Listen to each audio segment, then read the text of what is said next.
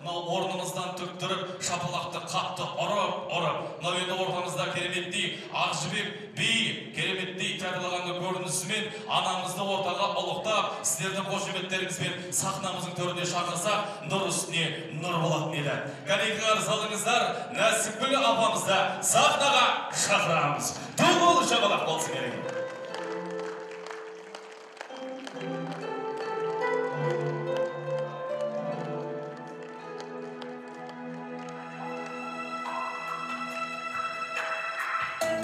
Көңілі көл, рухы өр, даласы дархан, мінезі шалқар, жаны ақын, дәстүрі алтын, қазақ деп аталатын текті халықтың теңіз топырағында осыдан 80 жыл бұрын білдей бір әулетті қуантып, Нәсіпгүл атты қыз келді дүниеге.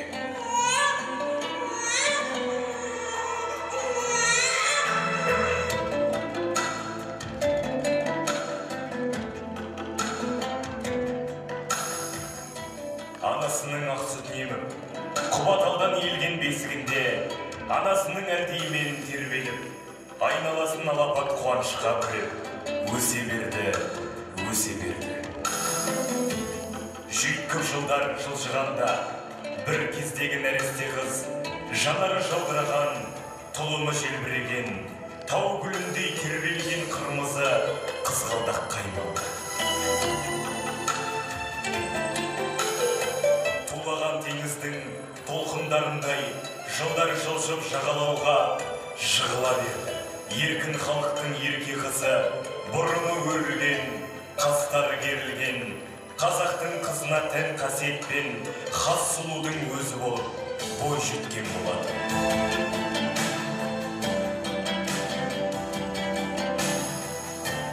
Дәл осы шақта бой жеткен сұлу өмір деп аталатын буырқанған бұла теңіздің бастапқы баспалдақтарының біріне аяқ басты.